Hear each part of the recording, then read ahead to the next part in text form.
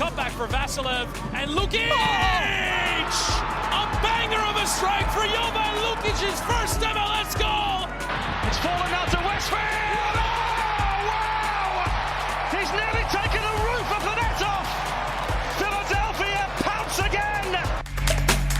Who gets his goal on his Union debut? The record signing, off and running in his first appearance for the club.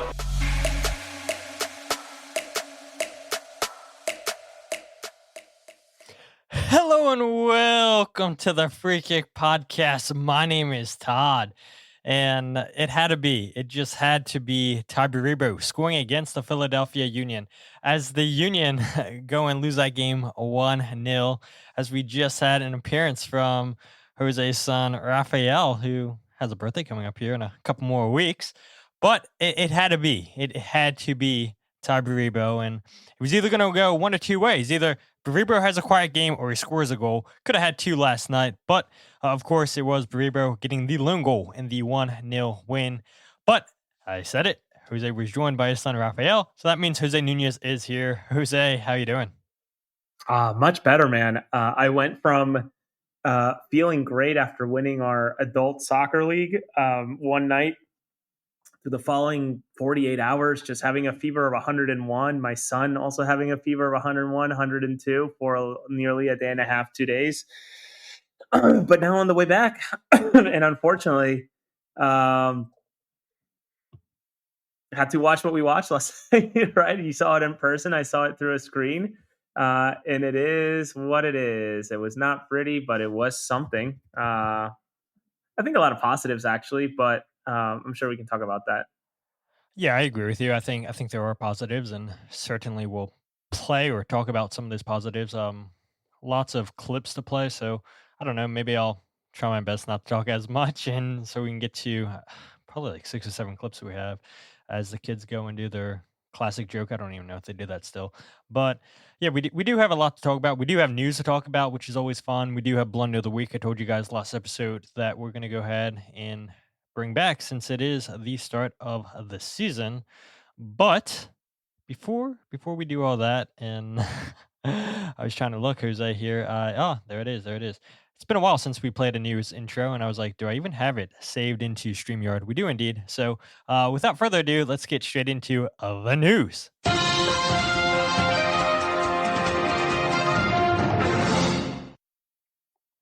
All right, so the Philadelphia Union, and this was reported by you a couple hours ago, Jose, they are finalizing a loan deal to send CJ Olney to USL Championship side Brooklyn FC, which would be the second Philadelphia Union player to join former Philadelphia Union 2 head coach Marlon LeBlanc in Brooklyn.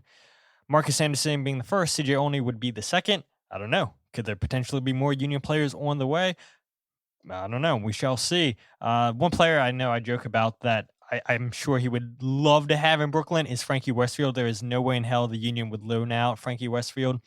But yeah, I mean, seeing CJ Olney have a loan deal finalized to go to Brooklyn, reuniting under his former head coach and Marlon LeBlanc, who, let's face it, Jose, when Marlon was in charge, you had Frankie Westfield and CJ Olney make it into the best 11 from MLS Next Pro. CJ and Frankie both had a phenomenal season 2 years ago when Union 2 went to the MLS Next Pro final against North Texas. We know what happened last year with CJ Olney getting loaned out to Lexington. Didn't really work out in the end for him. Returns back to Union 2 in MLS Next Pro and gets back to similar levels to where he was a year ago. But we talk about it all the time here, Jose, that there are multiple players in this organization that do not need to be playing MLS Next Pro anymore, that they have graduated. They need to be playing at a higher level. And now here goes CJ Olney, it looks like, to get a chance number 2 in USL Championship. Yeah, no. Per sources today, I checked with 3 people actually, and a fourth, technically, if you really count who I think you know who I'm talking about. CJ arrived today in Brooklyn, was part of practice, I think, or was involved in watching. I'm not sure. He was certainly in Brooklyn today. So yeah, they're finalizing it. It's far along, as I believe I'm told by 2 people. And yeah, he joins Marcus Anderson, who I know has not been officially announced, though.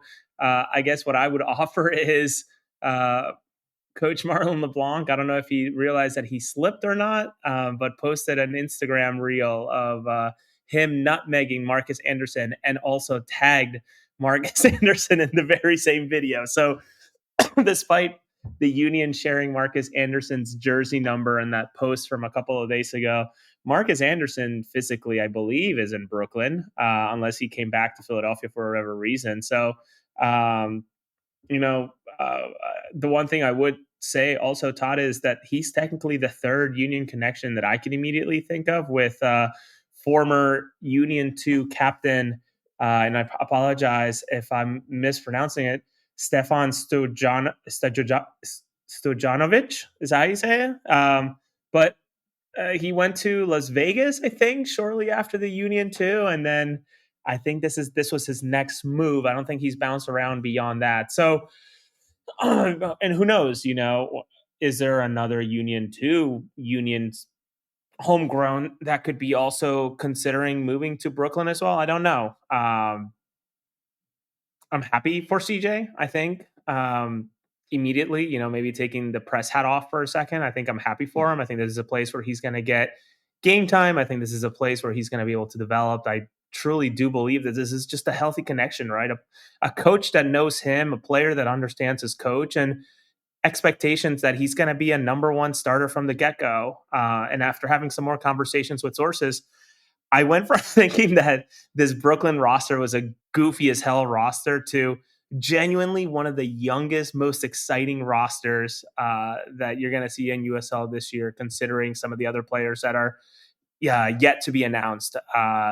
Not Union connections, but just other names that I recognize that I'll let Brooklyn announce. I don't like to parachute into other territories too much, but certainly a team to watch, not just Marlon, CJ, and Marcus, Stefan as well, but just genuinely going to be a fun roster to watch. Yeah, I agree with you. And there's a comment here from Drew. He said, I like the Brooklyn pipeline if they can build it. And it's an interesting idea, right? I don't think that having a connection in USL is a bad thing. I mean, look, you look at different teams in MLS.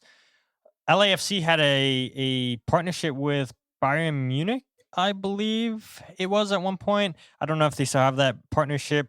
Porto, I believe, has a partnership with some club in MLS, and so it isn't unheard of to see professional leagues have these sort of partnerships. And if Philadelphia can have a partnership with Brooklyn, then why not? But here's my question, but here's a thought, and I don't think that you and I have been shy, Jose, about our thoughts on MLS Next Pro. If the Union feel comfortable sending guys out to other USL Championship teams, then what's that tell you about MLS Next Pro, right? That the quality isn't there to develop these guys at a higher level that the first team wants, and so I don't know. I mean, what exactly does that say for MLS Next Pro? Where, yeah, theoretically, you would want to see young players like a CJ Olney, who theoretically is an up and coming player that fans want to see with the first team, but obviously he's too good for MLS Next Pro. So what exactly does that say about MLS Next Pro? And I I I don't know what this league is going to look like in a couple of years, if I'm being honest, Jose. If we have more and more teams say, look, we have guys that are too good for this league, but they're not good enough for MLS Next, and so now they're sending players to the USL Championship. That's a terrible knock on MLS Next Pro, in my opinion. Yeah, it's a tough look, and frankly, I don't think that you and I are smart enough to unilaterally classify where the pyramid stands and each level, but it's pretty clear, I think, to any ball knower / admirer of the game that MLS Next Pro is a great place for the right player. But when the right player needs a different challenge, USL is the place to go. On the only move, though, what I will add is, again, per sources, the the Lexington move was just very difficult for CJ. Just the physicality of it all was pretty rough. And talking to other people who knew about the Lexington deal, and knew about the Lexington organization at the time, it has changed drastically since last year, considering everything they're trying to achieve this off season. That was also a really rough setup at the time for CJ to develop. A maybe not so great coach, maybe not the right backing in terms of what was trying to be achieved, and ultimately obviously cord was pulled on the loan. So I'm excited to see how this works for CJ. Certainly a player with an incredible upside. I think as you said, any international or any admirer of the sport will tell you that this is probably the right move for CJ, who, his stats alone tell the tale of someone who needs to move on from MLS Next Pro and go play elsewhere. I'm actually kind of shocked, and I don't know if the physicality was the issue, but I could have sworn that he may have been, and I don't know Lyngby's situation, but he could have been a great candidate to go to Lyngby and play.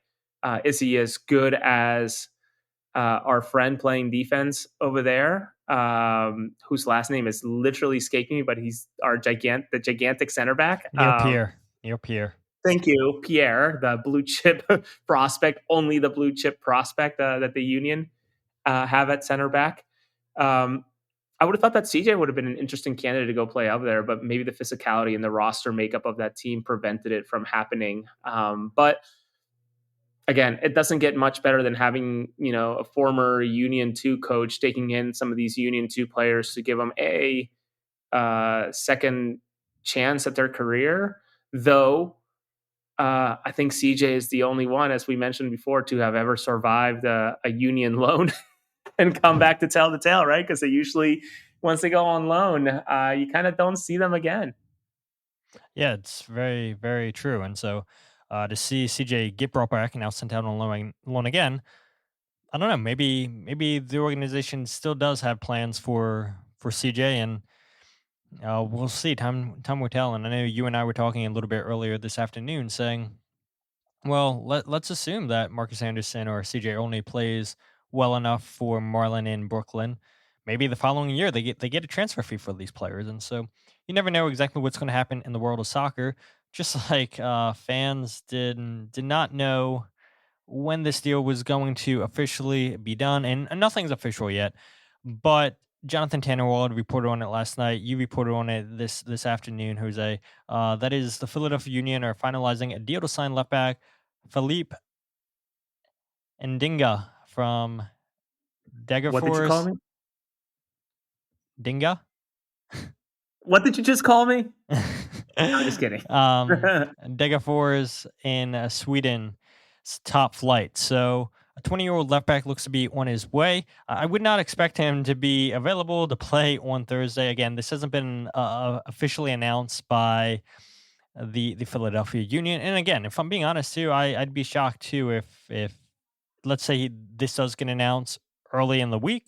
I'd be shocked if he plays a major role on Sunday against New York City. But it does look like at last the Philadelphia Union are signing their Kai Wagner replacement and a young 20-year-old left back from Sweden. Yeah. How do I phrase this? Confirmation came through late yesterday, and then I checked, and I wanted to make sure to give credit to Jonathan Tannenwald of the Philadelphia Inquirer, who was able to confirm it.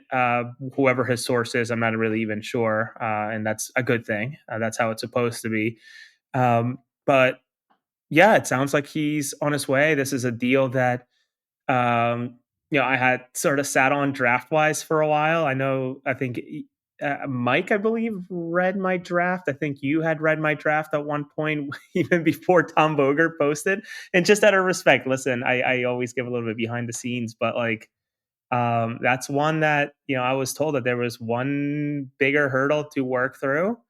And then I think a day later or 2 days later, Tom Bogert had posted about it, and I checked with my sources, and they sort of said, yeah, kind of interesting that whoever Bogert's sources are felt comfortable saying that it was, sort of in a stage that it can be announced. everybody has different comfort levels in terms of dealing with deals. But I was told that it was a major-ish hurdle that, though they're fairly confident, to kind of hold off. And I think that's sort of the name of the game, right? It's how comfortable you are with a little bit of uncertainty with all of these things. So happy that the Union get this guy. Whenever he's holding a jersey here in the next couple of days, I would think, maybe next week.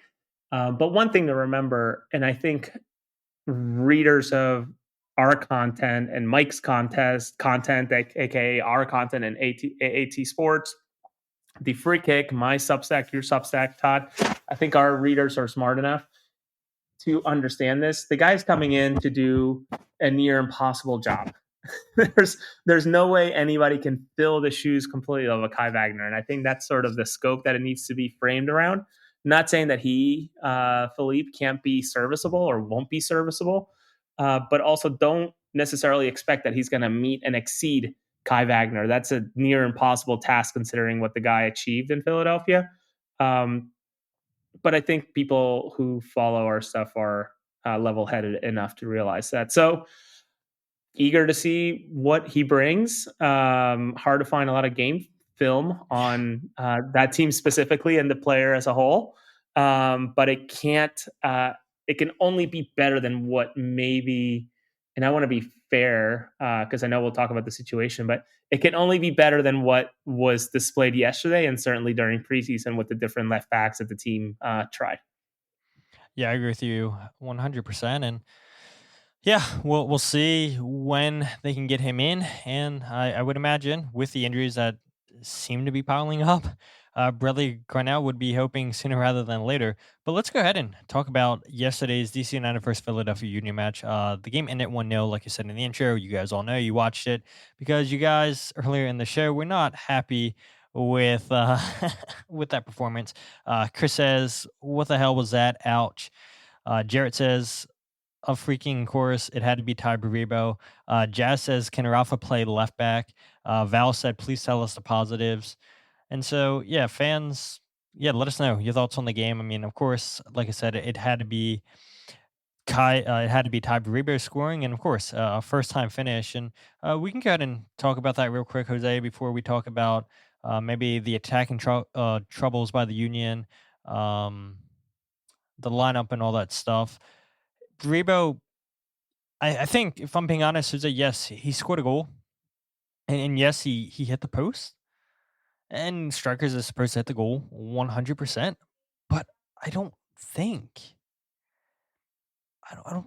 he was really that active, right? I don't think he got a ton of service from DC United, where he's used to getting a lot more in Philadelphia. And granted, yeah, gets the one ball that he needed and puts it in the back of the net. But I thought for the most part, Tai was pretty quiet, dropping deep to collect on the ball. At times, it looked like DC didn't even have an outlet up front because he's dropping deep to get touches and spring the attack. We saw a lot of counterattacking from DC United in this game, which we didn't necessarily see last year, which I think is, if you're a DC United fan, that's a positive take out of game one. That, yeah, a lot of counterattacks in this game. And granted, those counterattacks didn't really go anywhere, but it's something we didn't see last year in the two games against the Philadelphia Union, that's for sure. I know there is fans online that thought maybe Tai should have been sent off for an elbow on Sery Larsen in this game. I do think Tai sold a couple of those challenges from Sery Larsen, which I love that battle all night long. I thought Sery had a really solid game, and we'll talk about the different debuts a little bit later, and I have a clip I'll play from Sery Larsen talking how he found his first game in MLS. But yeah, I don't think Tai had a huge game. Yes, he scores a goal, but for most parts, I thought he was pretty quiet, Jose. How would you assess Tai's game? I think he made the difference when he had to, right? I think that's what strikers do by scoring that goal. Those that were shocked by his celebration really poor on my part to not have reported on it. I know there was a paywall, so I also wanted to be fair to our friends at Sirius XM. I was able to get a recording of Tai Baribo's interview. I think it was like a quick 10-minute spot. Thank you to Jillian Almany for sending that along. But during that interview, he had mentioned, I'm not truly sure what I'm going to do if I score, which after watching that celebration, I'm pretty damn sure he knew what he was going to do. And it was all just sort of talk for the radio or the Yeah, especially the first goal that he scores that's offsides. He celebrated so hard. And then when he gets his second goal, he celebrates the same exact way. Yes. So to me, it's like, okay, brother, you knew what you were doing, which is fine. Listen, it's not lost on me that he's a guy that was, and Todd and audience, please correct me if I'm wrong, if I'm maybe framing it the wrong way, but like he was pretty mistreated by Philadelphia that first year, like a pretty hard in terms of, and maybe that isn't fair to say. Now I'm sort of like walking it back, but like a player that they had spent some significant money for the Philadelphia Union of all teams, sort of just being completely sidelined. I remember his debut in Leagues Cup. Was it that embarrassing 1 minute trot where he got one sprint to the corner and it was the final whistle? If I recall, Jim even apologized for that during the press conference. If I recall, I could be wrong. But this is a player who obviously maybe felt done wrong. I can't blame him for it. And anybody feeling hurt or whatever, like, come on, get over it. Like, if I recall, just from seeing comments, the Union fans that were at Audi Field, and Todd, tell me, booed the hell out of him apparently during introductions at Audi Field. I'll be honest, Jose. You've been to Audi Field before. They usually have the press box open. They moved the glass. They kept them closed, so it was really hard to hear anything. So I'm not sure, to be honest. Sure. I guess I read from multiple people that I can actually feel comfortable saying that did happen. Supposedly Union fans booed the guy, and that's again like that's totally fuel for the man to go ahead and feel comfortable celebrating. So listen, I don't have any qualms. I thought he was totally fine. He made the difference when it mattered most, and that's really all that matters, right? That's all that this score sheet will remember, the only thing that most people will remember. And I think I would even go as far as say that we will remember when we look back at match week 1, when we're, match week 33, looking back at the beginning of the year, we'll think it's like, oh, Tai Baribo made the difference. He was the sole goal, barring this really a bizarre red card that I'm sure we're going to touch on. But yeah, Baribo was fine. Totally fine. But let's carry on. I'm so excited to talk about the rest of this match. Yeah, so I mean, we can go ahead and talk about the lack of attack from the Union, and I guess the one thing that I noticed as this game was going on, and I was like, okay, I need to go and pull up the stat sheet, and I'll go ahead and share this on screen so you guys can see exactly what I'm talking about for people who are watching live, people that are going back to watch the video. That's why I say every single episode, watch live, go back and watch the video. We always share stuff. We always, whether it be a press conference clip, jerseys, whatever the case may be. I mean, we're very active online.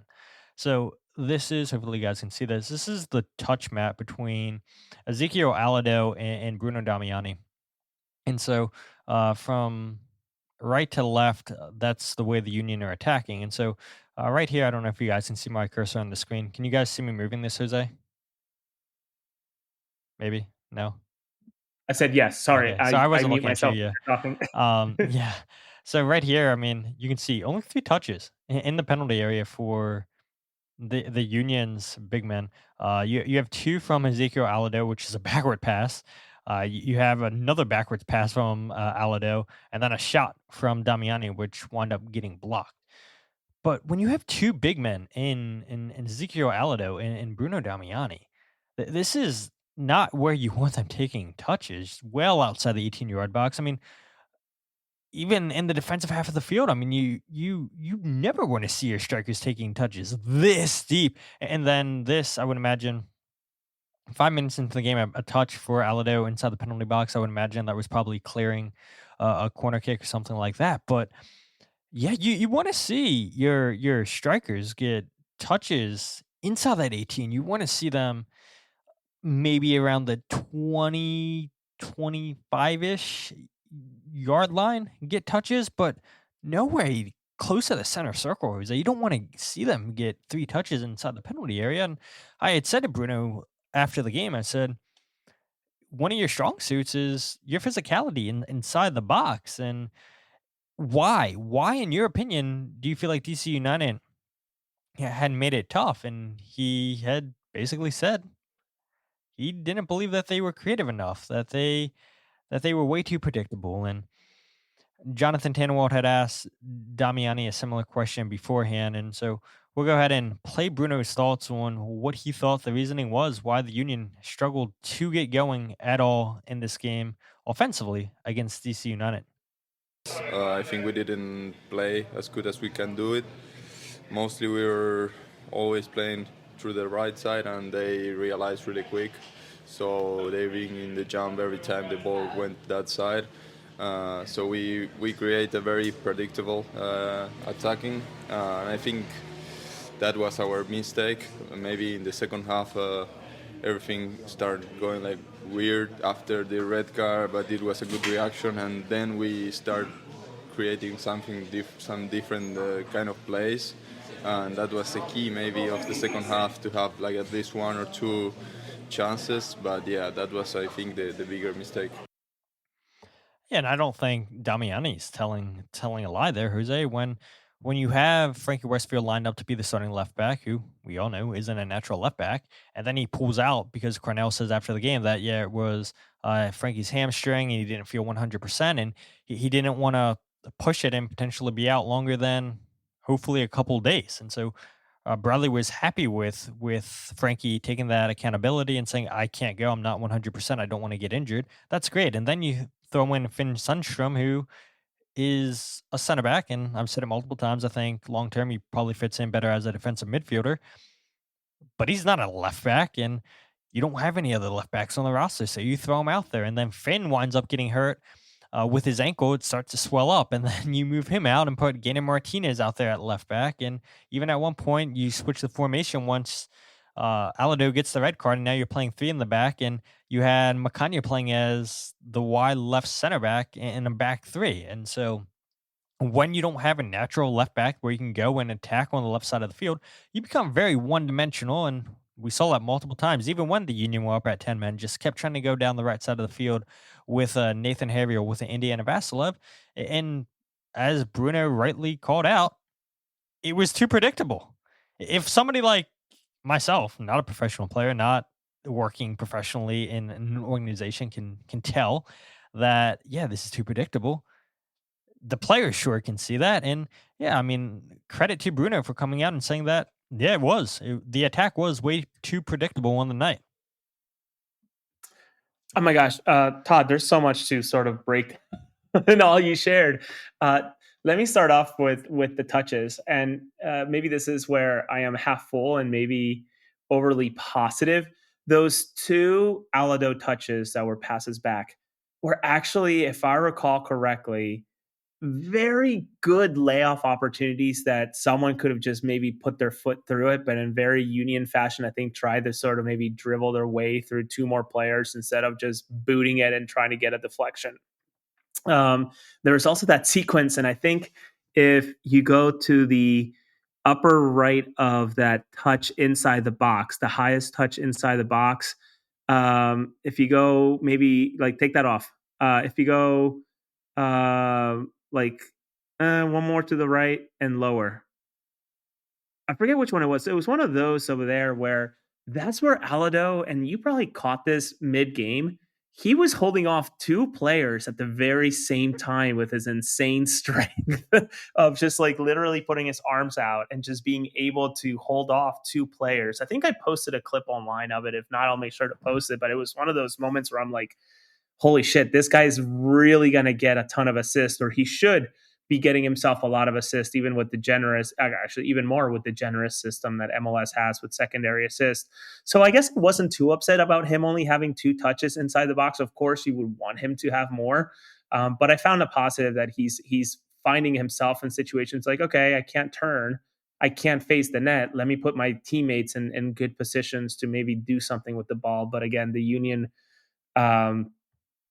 just couldn't just blast it, try to get a deflection. To Bruno's comments, I think he's definitely bang on. My goodness, like everything was through the right. And I guess what I would say too is to maybe, I know a lot of our press mates, Todd, who are maybe not as delicate with their words about performances, give the guy a little grace in Finn Sundstrom. I mean, this is a player who, per a source, getting a text message after the game, didn't know that he was starting up until maybe 9 or 10 minutes before the game started, was literally tossed into it. And that's just not an easy thing to do, no matter what type of professional you are. I know that they also commented on, him being substituted at half and maybe framed it as a skill issue, or even I think labeling it that Carnell was lying about Finn's injury. I'm told that's not true. I'm told that Finn's ankle was the size of a baseball at halftime. So go ahead. And one thing I would say, the goal that DC scored, that looked to be when Finn potentially hurt his ankle when he got tangled up with the attacker. Finn went to make a challenge and then he falls to the ground. The attacker is also falling on him, and that potentially could have been when Finn hurt his ankle. And so, yeah, I saw those comments too. People like, oh, he's just trying to protect the player. I don't know. I mean, when the game's playing that fast and when you take a challenge like that, trying to win the ball back and the attacker's falling onto your ankle, yeah, I think give Finn the benefit of the doubt that they're not lying. Yeah, no, I mean, again, I haven't seen Finn's ankle. I'm not looking to see Finn's ankle. I trust this person who told me that, the ankle was pretty swollen. So it is what it is. So I give the guy a little grace. Did it improve once Finn came out? I'm guessing after this injury, which I agree with you, it probably felt like it was just during that play. I think so. But then it totally got tilted once that red card happened. It was tough, though. The Union still had chances, despite being a man down. So, I sure hope that Philippe Ndinga brings a different angle to this whole thing and doesn't make it as predictable. And I also hope that the Union find a way to be more predictable than just pumping in crosses and hoping for the best. I really do think, and to hear it from Bruno sort of continues to validate my understanding of Ezekiel's attributes, which is incredible strength and incredible speed with some, obviously finishing ability as well. So giving him and getting him into space is going to be critical, especially when games start opening up towards the later stages of a match. So I don't know what else it is to add about this. Obviously, rust from a preseason, and I think a lot of people were riding unbelievably high after Defense Force, but Defense Force does not equal DC United, even how bad they were last year. And that's something that I tried to say on the last podcast, and I think that's something that Bradley Cornell was trying to get across in his pregame press conference before this game on Saturday, saying that it's a lottery. It's a crapshoot. You don't really know what you're going to get. A lot of rust, and that's not an excuse. But I think Bradley's spot on. You don't know what to expect, and you go from Defense Force, who are ranked 85th in the world in the Concacaf rankings, to the 12th highest team in Philadelphia Union. It's a massive step off, and you could see the quality difference. But you guys heard why Bruno Damiani thought the offense struggled to attack. This is why Bradley Cornell thought that the Union struggled to attack offensively on the night. When we turned over the balls, I think in the first half, we didn't retain the balls as well as I would have hoped and expected, to find Indy and Milan between the lines, or even, getting our strikers on the move and stretching their back line a little bit. So, we try to hold up the balls, and we did see some better progressive play as the game went on. But unfortunately, we couldn't, get into those free spaces down the channels. And then you work the space. So once you stretch them one way, then the space gets open underneath a little bit. So we didn't really have those moments for us. And again, listen, we've had a long, no excuses. We've had a long preseason. We had a long trip and everything. You know, no excuses. Guys are a bit leggy and what have you. But I mean, we have to find ways. And in the game, when we work so hard to win the ball and then give it back away straight away. So these are some of the things that, you know, a little bit of rust still coming through the preseason and the leg's still a bit heavy. So, but yeah, nothing more than that. And that's one thing too that frustrated me on this game, and not to single anybody out. And uh, there was a couple times Macania turned over the ball with bad passes, and then it led to yellow cards for his teammates. Martinez, when he first came in, it seemed like he played a couple errant passes across the field, and I was like, "What are you doing? These are dangerous balls. You can't play." I know Indy had a couple bad passes. I know that there were. Jesus Bueno had a couple bad passes. I mean, it wasn't just one player. The team as a whole, there was just bad passes back. There was a play in the second half of the field where Anello passes it short to Indiana Vassilev, and then DC United go on the counterattack, and luckily nothing amounted to it. But the passing, Jose, I think Cornell's spot on. They work hard to win back the ball, and that's exactly what Cornell and his staff wants. They want to see you work hard defensively, but it's like you give possession right back.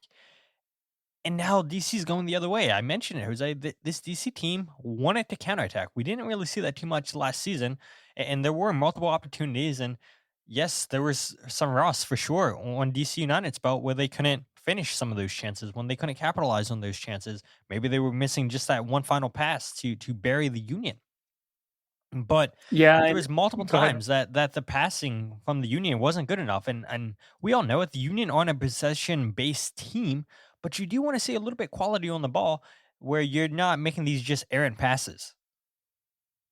And that's just it. I think more than ever, I think we noticed it last year when it when he wasn't on the field, but Jovan Lukic is just such a big piece of what this team does well in terms of connecting defense to attack. If not, defense is completely skipping the middle because they feel comfortable enough doing it. I think Jovan was honestly a big piece of what went wrong, meaning that him not being there was a big piece of what went wrong. Jesus Bueno, I think, had a really difficult game to judge on a positive way. In a positive way, I think he actually played kind of poor, and I don't usually, call out players like that, but I felt like that was one of those games where, like, my goodness, I don't know how many passes you've just pissed away. Finn, I'm guessing injured too, pissed away a few passes. I think of one where he tried to play the ball back to Jaff. I just call him Sery Larsen. That feels more natural. Sorry. Out on the sideline, and it went completely out of bounds for a throw in high up the Union's defensive end.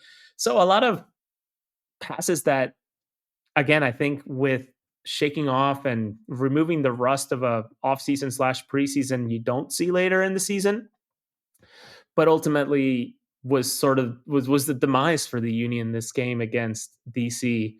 But probably a bigger topic of conversation is just what happened with Ezekiel Alladoh, that I think more or less, I don't know, if you're a betting man, I guess, diminished the possibility, as Apple likes to advertise now, or has been for the last couple of years, of Philadelphia coming away with a draw or a victory. But that Alladoh red card, man, what a weird sequence of event. Were you all in the press box as confused as we were at home? Oh, absolutely. At first, I mean, there was a couple of us saying that, did he spit on him? It looks like he potentially spit on him, because Alladoh, you see standing over him, and it's like where the press box is in the field, you can't really see exactly what's happening. The cameras are obviously far away, and so you can't really see, okay, is it a spitting motion? And so we're like, nah, it can't be that. But you just hear the whole press box trying to say, what is it? What is it? What happened? Some people were like, did he step on him? Is that why? And when we got the replay, we're like, no, it wasn't that. We were genuinely confused what the issue would have been. And so for listeners, people that are live that are unfamiliar, MLS teams have designated pool reporters. So there's 3 per team, people in the media that don't work for the club. But their job essentially is, if there's controversial calls in the game, they write a question to the referees. The referees get it back to those pool reporters to report on why they made the call. And so we're still waiting. We're still waiting until after the game. And I don't think Bradley Cornell had got an explanation yet exactly why Alladoh was tossed. And so afterwards, after the press conference, we hear that Alladoh was sent off because he directed an obscene gesture and language at Lucas Bartlett, the DC United captain, resulting in a red card for offensive, insulting, and abusive language / actions. And Bradley Cornell, again, in his press conference, wasn't sure exactly what was said. I know Bradley came out and said, there's things said where, verbal pleasantries are always exchanged in games. And Bradley did admit that there are certain things you can't say. But again, he wasn't sure what was said. He said the union will absolutely do their investigation to see what was or wasn't said. But he said the one thing you never want this to turn into is a he said, she said opportunity moment. And I agree with Cornell. And he was asked afterwards, too, has all the players, have all the staff went through the league mandated trainings for MLS's anti-discrimination policies? And Cornell said, yes, absolutely they did. But again, nobody really knew what was said. Nobody knew. And you get this report from the referee after the game, from the pool reporter. But again, we still don't know exactly what was said. Do we find out later in the week, Jose, what was said? Will MLS come out and say what was said, or does this get brushed aside? I guess we shall see. But the whole situation was just extremely, extremely weird. Yeah, I don't even know where to begin with this one. Obviously, the levels of soccer I've ever played in my life don't come anywhere near what these guys play and will play in the future. But like, I've said god awful things to people while playing soccer, like unbelievably bad things, never crossing the line of racism or anything crazy, but just, like, I guess Bradley Cornell will label it as banter, right? I'm a competitive guy. I like to go Yeah. out there, and if I get hit once or twice, I'm going to let you know I didn't appreciate it. If I get hit a third time, I'm really going to let you know how I feel about you, and ultimately the fourth time I'll reciprocate a little bit. But I don't know. Rules are rules. I get that. Totally get that. The players have these meetings with the refs ahead of the season. They really walk through it. They really, really get the lowdown on what's acceptable, what's not acceptable. But that one felt unbelievably soft. Again, we don't know exactly what was said. I don't think that anybody should be speculating. I saw a lot of ultimately shit being tossed around on the internet of like, oh, it was spitting. He must have called him a homophobic f word. He must have done something. Must have said something. It's like, well, give the guy the benefit of the doubt. Like, maybe just wait till the facts come out, and as far as they will be willing to share. And English isn't his first language either. Let's not forget that. And that's the thing, and watching videos over the past 12 hours of what Ezekiel sounds like and sort of the sentence structure that he's able to string together, at least from the videos that are available. It's not like the guy is, it's not like he's not unable to communicate, but it's not like he's going on to have, Shakespeare-like sentences with somebody calling someone an insult, right? Like, he's not having some incredibly complex sentences in the middle of a game. So I don't know. I this one, I usually tend to not necessarily lean towards the referee, but give the referee okay, it's a difficult job. I get it. But this one felt like the softest red I've seen in a long, long time. And whether Pro realizes it, this is again, I don't know, maybe I need to ask some other people, but it feels like it's another precedent set by Pro against the Union. Remember the double VAR a couple of years back at Montreal, with the VAR for the VAR on a ball that went a player that was it Kai that was past the end line and then they crossed it? and they had to VAR the VAR. That was a precedent that was set. And now sort of seeing this with a straight red after whatever the comment was and the gesture, it just doesn't, I don't know, it didn't feel, it felt a little soft and really not fair to the type of game that it could have been in the last 10, 15, 20 minutes, whenever it was. Yeah, absolutely. It's a strange situation, and with MLS, you never know exactly what kind of answers you'll get. But to flip it, a lot of debuts for the Philadelphia Union players last night, and we don't have to spend time talking about every single player, Jose. I know it seemed like the whole team made their debut. You had Sery Larsen make his debut. You had Finn Sundstrom make his debut. You had Alladoh make his debut. You had Stas Korzynowski make his debut. You had Geiner Martínez make his debut. You had Anello make his debut, all on MLS. I know some of these guys made their debut for the team officially in the Concacaf Champions Cup, but they all made their MLS debut. They had their patches on that said debut. But any player who's in particular for you that stood out of the new guys that made their debut? I have two players in mind. Okay, go ahead. I would say Anello. I thought he was positive coming off the bench last night. We had a lot of comments, people saying that. Jarrett said once Anello and Cavan came on, the whole game changed. So obviously thought that Anello made a difference. John said earlier they play better a man down than a man up. Somebody else had said that too in the press after the game was over. Won't name names. I thought I saw a couple more people in the comment section that said Anello looked good. Drew said Anello looked promising. Yeah, there was moments where Anello was confident, comfortable taking players on 1v1. Let's not forget he earned the free kick at the last kick of the game for Cavan Sullivan to play that ball in for Wethu Makanya, who heads it wide, which I think if he leaves that, Danley has a chance to head that one on target, beats his defender as well. But we saw a lot of promising moments, I thought, from Anello, finding space, attacking space, 1v1. Came in, played on the left side of the field, which we know in Boston River, he played as the left winger, definitely more comfortable on that side. I know I mentioned earlier too. He was on the right side of the field, and he tries to do a fake dribble, and then he passes it short to Indiana Vasilov, and then DC United hit on the counterattack. But yeah, I liked what I saw from Anello on the night. But I think out of all the debutants, Sery Larsen was the best. I thought he looked really comfortable in 1v1 defending. I think he was extremely comfortable on the ball. Played a couple good floating balls up for it. He even pulled out a inner. Jacob Glesnes had a lot of space to run into, and then he plays this cutback pass for Damiani that winds up getting blocked. But yeah, it seemed like Sery Larsen had been with the Union for years with the kind of play that he brought on the night. I thought he did well 1v1 against Tai Baribo.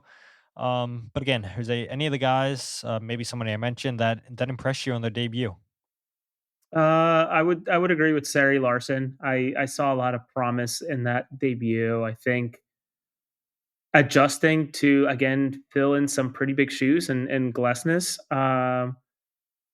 When you look at Glesnes' whole body of work, and certainly don't skip over that 2024 season because that was not good, not great.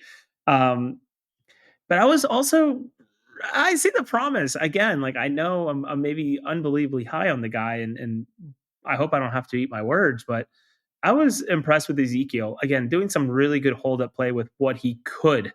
Again, unbelievably predictable. So like if everything's going down the right, it's very easy to double team a player like him. And once again, I'll have to share that clip, but the strength this guy has is gonna be trouble for a lot of MLS defenses this year. I'm really intrigued to see how it all shakes out, and hopefully it goes well. And I guess outside of the field, Jared Cordoba 1261 just reminded me. MVP of the game outside the game, Jesus Acosta. I highlighted him earlier today due to the staffing changes on the Spanish side, since Apple no longer wants to be a loss leader in what should be the one category where they should be. loss leaders and providing the language opportunity for the audience, the Spanish audience, as they're trying to grow the game. Entire game as a solo commentator is not easy. And he made it unbelievably entertaining, held his own. Certainly not the first time he's ever done it. So shout out to him, man. I know we talk a lot about the players, we talk a lot about the coaches, but even at the edges of the game, if you will, there are some MVPs out there that are just growing the game as a whole. Yeah, I agree with you 100%. We've talked about how much of a joke it is for MLS to cut their Spanish broadcast in half.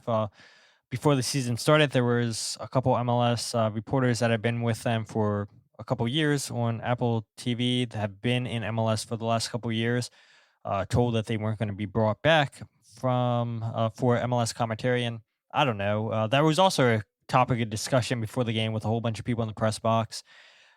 I don't know what Apple's doing. I don't know what MLS is doing.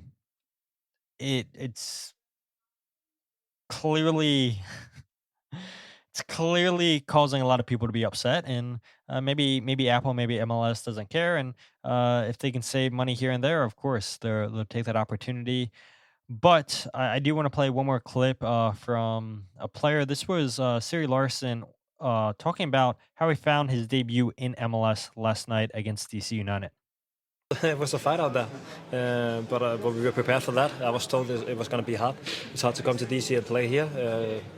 I'd enjoyed my debut. Obviously, I want to win. I want the 3 points. That's why we're here. But I think as a team we will grow from now on. There's a lot to take out of this game and to learn on and reflect over. So we have to do that. But of course, it's nice to be here. I came to play games, and it's fun to play games now.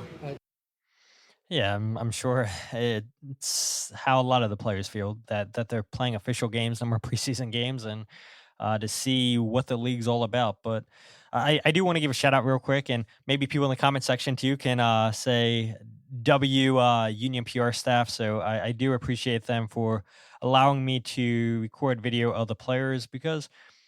Look, I think you guys know, right? You guys want to see more of these players. Yeah, it is one thing to hear audio from the players, and I try to make it a goal of mine to put as many videos of the players in my Substack articles.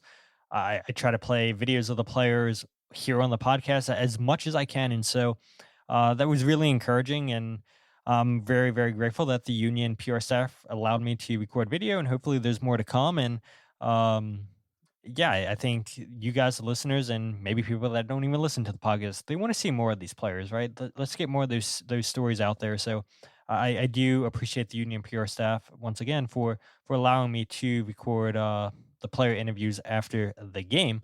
But yeah, Sery Larsen, I think he's going to be a really, really good piece for the Union. He's quick too, Jose. Very, very quick. That is the one thing I noticed in trying to wrap this all up in positives or bring up one more player here.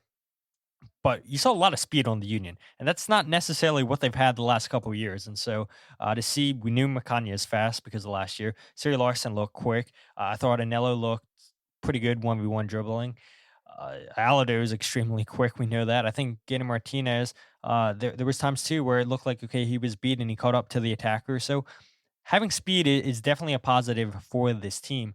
But the last thing I want to talk about is, yes, we haven't spoken about him, I feel like, a lot on this podcast, but it is due that we talk about Cavan Sullivan, and we don't have to spend a ton of time talking about Cavan, but I thought he had a really good game, Jose, and we were getting a lot of comments that people were saying that they want to see Cavan start, they want to see Cavan play, and yeah, I think Cavan does start on Thursday against Defense Force, but even if the Union went up by 5 goals in that game, I think because of the appearances that we've seen now the last 2 games for Cavan off the bench, I think he's justified in starting, Jose.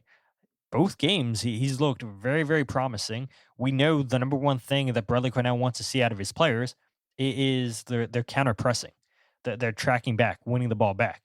And you saw that from Cavan Sullivan last night. And Bradley made it a point talking about, yeah, it's difficult. It is difficult to get these guys going when you're down a man and a team's going to bunker down defensively and you try to break them down. But Cavan, I thought, provided a spark last night, and this is what Bradley Cornell had to say on Cavan's appearance off the bench. Yeah, really good. And, that's why we call him so early off the bench, because we know that with performances like that he can really help the team when we're making a push, and finding the balance between, Cavan the talent and Cavan the teammate, and he has to find that balance on the field. And I think he's finding more moments of balance, not just trying to have the ultimate wow moment in every moment. Sometimes it's a simple pass and a move, and sometimes it's a dribble, and then sometimes it's a reset. And he's finding more moments to have those experiences. And I think that's been very vital for him, whether it's been through preseason games or whether it's been now in Trinidad. And then he has the ability to come back in the game and counter press and show a bit of energy there. So a man down was a tough ask, and the way we pushed the game tactically by being still able to put pressure on the ball as well, it takes a lot. So, I'm happy with everyone's performance, but Cavan did well too. So what do you think of Cavan's appearance off the bench last night, Jose? Let me bounce back at you with if you didn't see what happened yesterday, another 7:30 game featured 3 under 18s involved in New York, Red Bulls against Orlando. That was the game that MLS had me focus on for the website, for the national story, whatever site or whatever you want to call it. 3 sub 18-year-old kids went, and I think 2 started, 1 came in. Julian Hall, 17, I believe, if I recall correctly, had a brace. And the Dos Santos kid and Mehmeti, both of them were actually with Michael Bradley at Red Bulls 2 for the MLS Next Pro Cup last year that they ended up winning. So I think it's showing that maybe there is something to be said about trusting the youth. Certainly they're believing it in Harrison, New Jersey at Sports. Well, this one was in Orlando, but certainly in the Red Bulls organization, maybe they're going back to the roots of sort of developing talent that way. With Cavan, I'm super intrigued. Cavan, to me, and Todd, you're certainly more of a tactical mind than I am.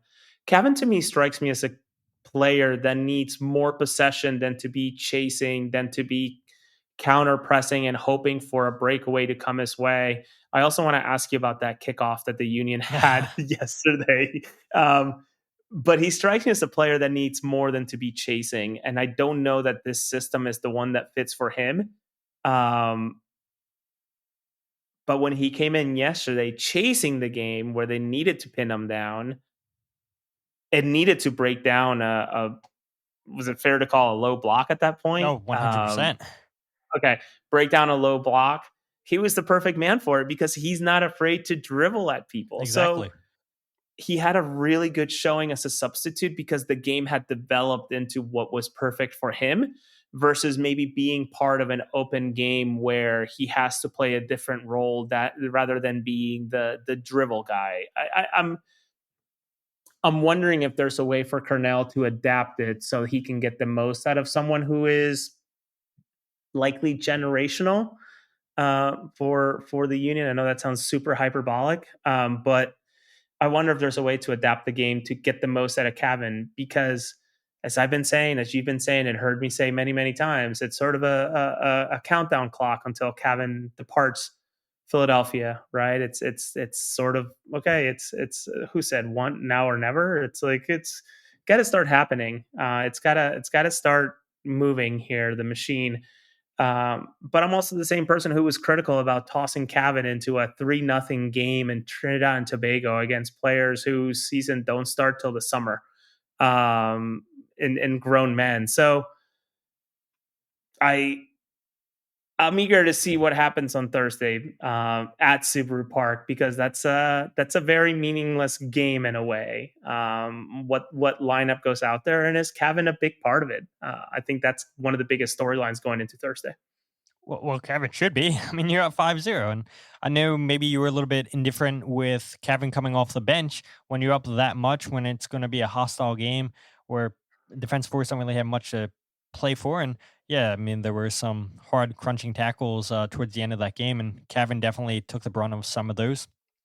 But look, I think yeah, you get an assist against Defense Force, and it's Defense Force, but still, you get your first career assist with the Philadelphia Union, and then you come off a man down where you said it, Jose. You're playing a low block. It's tough to break teams down when they make a low block.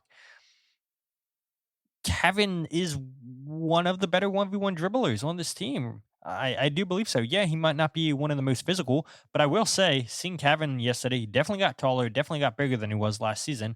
And let's not forget, he's only 16 years old. He's still going to continue to grow into his body. He's still going to continue to get taller, I do believe. And the fans, and there was comments saying, "Oh, Indiana Vasilov had one of his worst games. Indy this, Indy that. Cavan needs to be starting over Indy." And I think we all know this by now that Indy's one of Cornell's guys, and yeah, for what Indy didn't do offensively, what he doesn't do offensively, he provides it defensively for the Union, winning the ball back, pressing, all that stuff, and so yeah, I think when you do need a spark, Cavan should be one of the first players coming off the bench.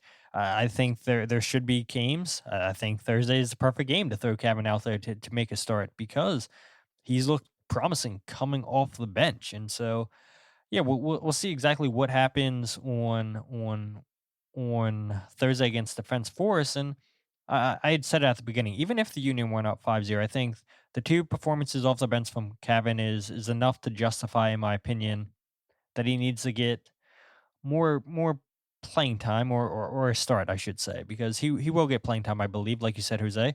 The clock is ticking. Once he's 18, he's off to Man City, and I do wonder, and it's not a bad thing, right? Let's say Cavan impresses Or so one of much. the many clubs that Man City owns. That's what I was going to say. The- Cavan, if he impresses so much, then Manchester City has that option to recall him early and send him out to one of the city clubs, which, yeah, I think Union fans would be ticked off about that. But at the same time, too, right? That tells you that Cavan is playing extremely well if that's something that Man City would do. So we shall see what happens Thursday. Me personally, I would start Cavan.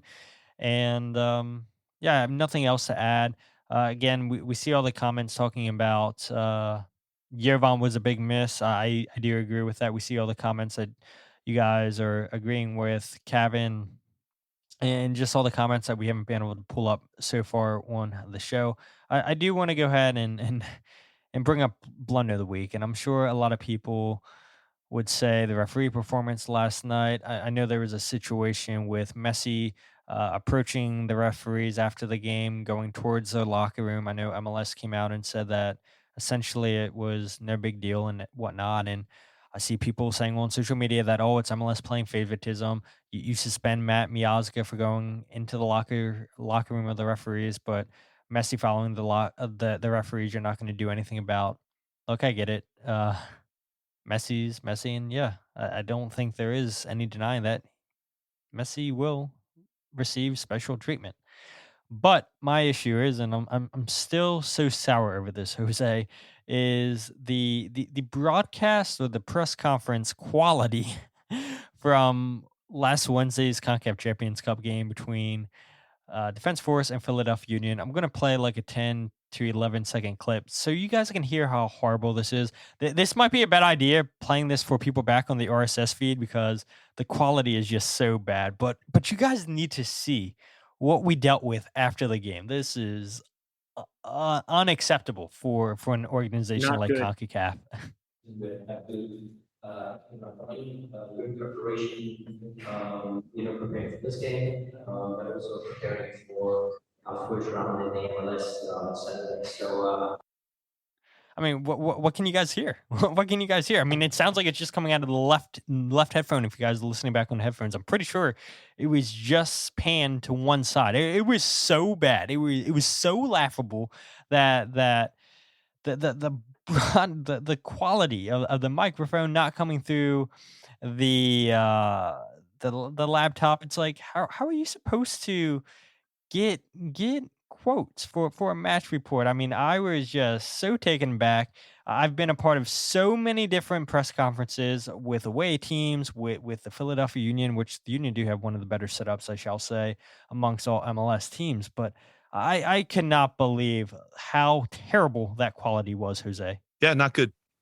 To be fair, point one, they had cool little foam cutouts that say CONCACAF Champions Cup. So that was cool. I'm sure we're gonna see those at Subaru Park on Thursday, right? They're gonna place them neatly next to Bradley Cornell and whatever, like do that branding nonsense that they got to do. And I think you just got to cut them a little slack, Todd. And this is where I'll come at you a little bit. Gotta give those folks a little slack, especially with it being Carnival. Maybe the audio engineers had just experienced 2 full days of fornication and couldn't get the audio right for the press conference. So give them a break, okay? Maybe they were just coming back from church after those 2 days. So I don't know, man. Just cut them some slack. Yeah, it was terrible, man. I don't know. I forget how soon CONCACAF gets to the venues to go ahead and set up, but the press conference was a lot better, more clear prior to this game Absolute fornication. to hear Bradley Cornell, and then after the game, what? Like, you guys just heard it. Like, what is Cornell saying? The echo in the room, it was horrible. So yes, CONCACAF gets my blunder of the week, and hopefully nobody at CONCACAF is listening to me and they don't decide to give me press credentials for Thursday's game. But look, it's all fun. Look, we try not to take ourselves too serious with the blunder of the week, but maybe some people do get offended with blunder of the week. But Jose, it's been a little bit over an hour for the podcast. You definitely helped. I think this podcast could have went a lot longer, so you helped get the ball rolling to, all right, let's move on. So I appreciate you for that. But anything you want to link, anything you want to let the fine folks listening keep an eye on that you have up and coming? Just keeping my ear to the ground with potential moves here and there. I was sort of, I wouldn't say blindsided. I was sort of shocked to hear about CJ Olney when I did, and then ultimately doing the legwork to confirm it with multiple people. So continue to keep on that. Once again, my article on the New York Red Bulls, or I should say the match reaction on the New York Red Bulls, really cool victory. Really, really cool to see with the youth against a not so great Orlando side, by the way. But nonetheless, they got it done away from home. Same way that the Union did last year, if I recall, to start the season. Is up on MLSsoccer.com, probably buried at this point with how much has happened since the Red Bull game with an LAFC victory over Inter Miami, and then a draw today between New York and LA. And what a fun game Portland was against Columbus. And one side comment, maybe an op-ed needs to, an op-ed, I should say, an opinion piece needs to be written about the unbelievable swindling that the Daniel Gastag sale has turned into. A man that was an everyday starter for Philadelphia, getting about 8 minutes with Columbus nowadays. What a fleecing by Philadelphia when you think about it all. I don't get anything extra, T-Mac. I'm not suggesting you go just click and not read. Please don't do that. I get paid by the hour. There's no need to do that. If you're genuinely curious, please read that from MLSsoccer.com. Share it if you want to as well. And I think, Todd, you and I and Mike will continue to do as much as we can post-game shows and certainly pre-game shows whenever it's appropriate. But maybe starting to think a little bit onto getting back into maybe those longer form interviews with people. I think the Kai Wagner and Danny Cruz interviews really energized me to get back to it. Whether I'm good at them, whether I'm bad at them, I don't know. I certainly enjoy them. So excited to sort of start thinking about that and just picking some names to try to connect with, but a little difficult now that everybody's going back into season.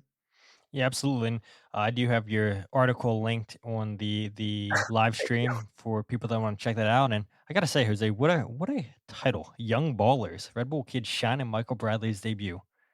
Not my title, I'll tell you that. Oh man, I try to give you the credit. I do like the the title of that article. But yeah, for people who are watching this live or if you're going back, go ahead and click on Jose's article for MLS up there on the left-hand side of your screen. But if you guys aren't following the podcast on Twitter, Instagram, or Facebook, follow at Free Kick Pod, wherever you get your podcast, The Free Kick. And check out the YouTube channel, youtube.com/freekickpod. And I will have a goals breakdown video out for you guys either late on Monday or Tuesday. And then if you guys want to go ahead and check out the Free Kick podcast.substack.com, that's where you can get the podcast, the writing, and the goals breakdown videos all in one place. But yeah, I mean, when you have multiple competitions, when you have so much that you're trying to do to cover and keep fans informed, I think it is right, Jose, to not try to force everything on one day. So yeah, that's essentially why I did not do the goals breakdown video on Sunday. It's because getting home last night, I was like, man, like this is kicking my butt, dude. Like I just turned 30 years old. I'm like, I feel like a 50-year-old man, dude. Like my body is just so tired, so sore from being out so late and dealing with DC traffic, which I was shocked that there was DC traffic that late at night. And I do feel bad for Kyle Omni having to drive the rest of the way from my house up to Lancaster. I'm like, dude, you're not getting home until like 2 o'clock in the morning. I feel so terrible, but it is a lot of fun getting down to away games as much as I can to travel. And um, I do try to get out to as many as I can. And I know, Jose, you make it a point to try to get out to as many as you can. Like, there are people in the media that tell you guys, hey, we're going to get out to away games and we're going to get out there.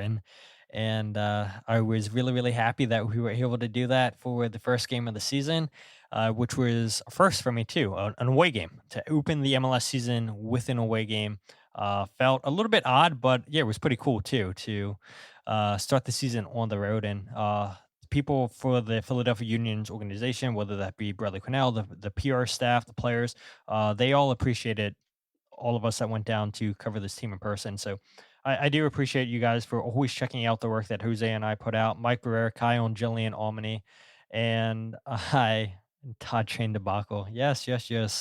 We do all remember that in New York City, or to New York City last year. Did not take the train down to DC. Not worth to take the train down, just drive. But hopefully a train debacle doesn't happen this year for me, but we shall see. But yeah, have something really exciting coming out on Thursday. You're gonna force me? I'm gonna force you to stay at my house for a train, to avoid train debacles when we go to New York this year. Look, that was not my fault. I left in plenty of time. I cannot control people not knowing how to drive in Philadelphia. 2 crashes on the exit to get into the city. 2. That is not my fault. I cannot control how people drive. Google Maps told me that I have plenty of time. And what do I know? Now I know for next time. I'm going up to Philadelphia on Thursday. I have something really, really cool happening. So maybe I should just leave first thing in the morning and make sure I'm in the city with plenty of time to spare. So yeah, it's cool seeing the support you guys give us, and it is cool going to different MLS stadiums. So Jose and I will be back